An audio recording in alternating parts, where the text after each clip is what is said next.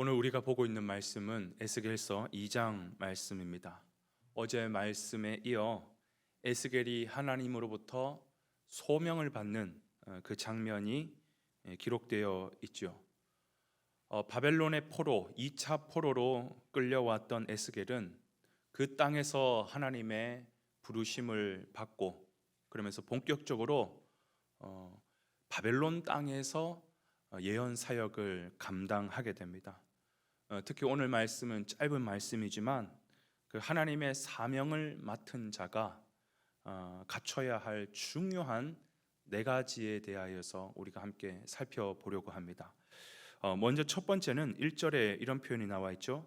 그가 내게 이르시되 인자야 내 발로 일어서라. 일어서라라는 것입니다. 우리가 넘어지고 상처 입고 절망하는 자리가 있다면 그 자리에서 하나님의 사명을 감당할 수 없죠. 우리의 모든 무너진 자리를 추스르고 다시 일어나야 되는 것입니다. 여러분 어제 에스겔의 모습을 기억하십니까? 나라가 멸망하면서 동시에 자기의 꿈, 자기의 희망마저도 다 무너졌습니다.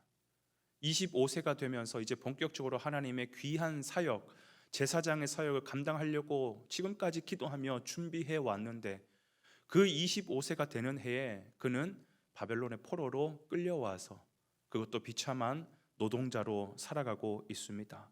그 에스겔에게 하나님께서 불전차 보좌로 나타나시면서 그가 회복되고 일어나게 되죠. 그렇습니다. 하나님의 사명을 감당한 사람은 그 무기력한 모습으로 감당할 수 없어요. 제일 먼저 그 무기력했던 자리, 무너졌던 자리, 실패했던 자리 추스르고 일어나야 되는 것입니다. 여러분 오늘 우리에게도 이것을 적용하기를 원합니다. 우리도 인생을 살다 보면 상처를 입고 넘어질 수 있고 실패하여 넘어질 수 있고 여러 가지 절망의 자리 가운데 우리는 무너져 있을 수 있습니다.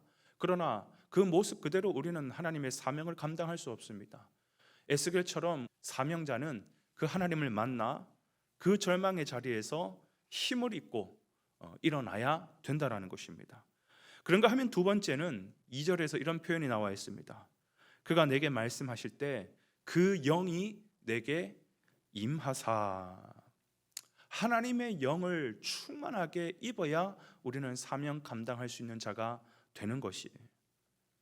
여러분 하나님이 하시고자 하는 일은 하나님이 반드시 완수하실 것입니다. 그렇기 때문에 우리는 주제 파악을 잘 해야 됩니다. 이거는 내가 하는 것이 아니라 내 능력, 내 실력으로 감당하는 것이 아니라 능력과 실력과 힘은 하나님께 다 있으시고 하나님께서 다 이루실 것인데 다만 나를 도구로 사용하시니 나는 하나님을 신뢰하고 순종만 하면 되는 것이에요. 내 실력과 내 힘으로 감당하겠다라고 하나님의 일을 덤벼드는 사람 치고 그 일을 온전히 완수하는 사람 못 봤습니다. 오히려 하나님의 일을 어그러뜨려요. 하나님의 계획을 자꾸 엉뚱하게 만듭니다. 우리는 하나님의 일을 감당해야 될 사명자로서 내 안에 있는 힘을 빼고 하나님의 힘을 입고 성령을 힘입어서 그 사명을 감당하는 것이 우리가 하나님의 사명자로서 성령 충만하시기를 주님의 이름으로 축원을 드립니다. 그런가 하면 세 번째로 우리에게 뭘 말씀하느냐? 6절에 이렇게 표현합니다.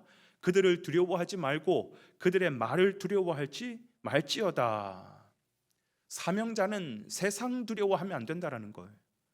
세상 두려워하는 자가 어떻게 사명을 감당하겠습니까? 세상 두렵고 세상 눈치 보고 어떻게 사명 감당하겠습니까?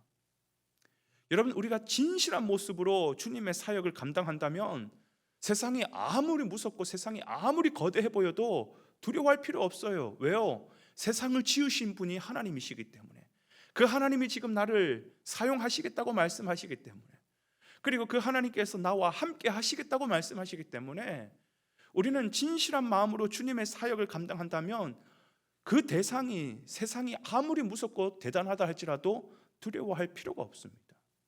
여러분 여호수아에게도 주님께서 하신 말씀은 그거였어요. 두려워하고 있는 여호수아에게 두려워하지 말라, 강하고 담대하라 라고 말씀하셨어요. 왜 두렵지 않겠습니까? 그 많은 이스라엘 백성들을 데리고 가나안 땅으로 인도하는 것, 여러분 이거 정말 두려운 일입니다. 어떻게 감당하겠습니까? 그런데 주님께서 말씀하시죠. 내가 너와 함께 할 테니 두려워할 것 없다. 일은 내가 한다. 너는 내 말씀대로 순종하면 된다. 여러분, 다윗에게도 주님 그렇게 말씀하셨죠. 강하고 담대하라. 어제 그 어린 다윗이 기골이 장대한 그 골리앗 앞에서 만군의 여호와 이름으로 내가 너에게 나아가노라, 그렇게 외칠 수 있는 비결이 뭡니까? 속으로는 두렵겠죠. 눈앞에 펼쳐진 골리앗은 너무너무 두려운 대상이죠. 그러나 눈에 보이지 않는 하나님이 나와 함께 하신다면 골리앗 따위도 두렵지 않은 거예요.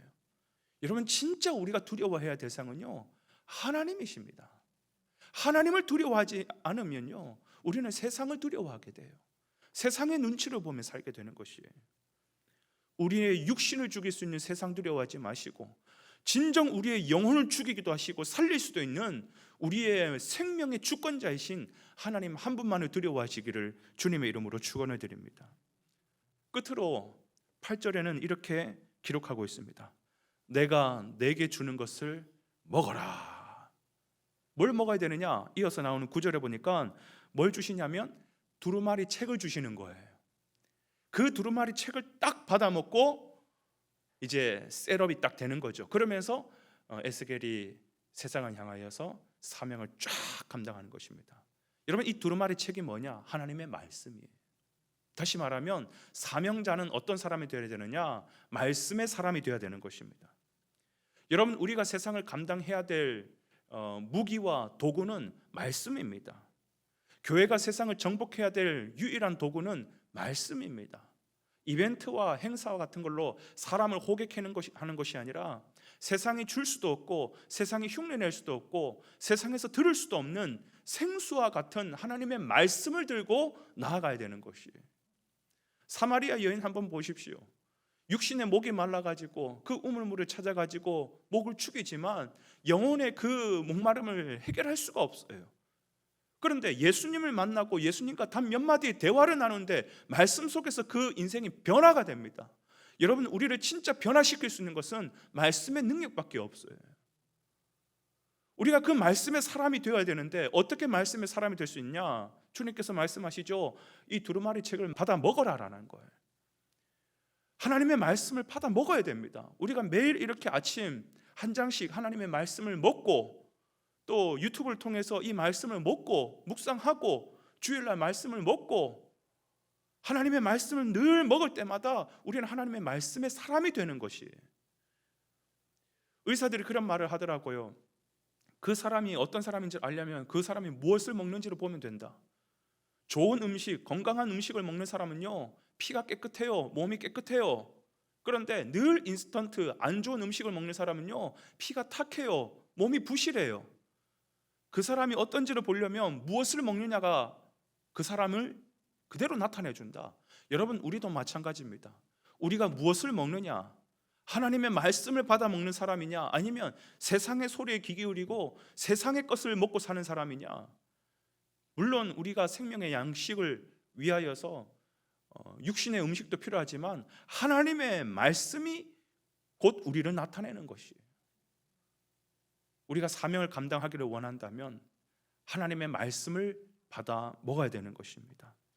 사랑하는 여러분, 오늘 우리가 하나님 앞에 구원을 받아 사명을 감당해야 될 자리에 서 있다면 오늘 이 말씀처럼 정말 하나님의 영으로 충만하시고 실패의 자리에서 딛고 일어나셔서 세상 두려워하지 마시고 하나님과 함께, 말씀과 함께 세상을 정복해 나가는 그런 귀한 저와 여러분, 그리고 오늘 하루의 삶이 되시기를 주님의 이름으로 축원을 드립니다.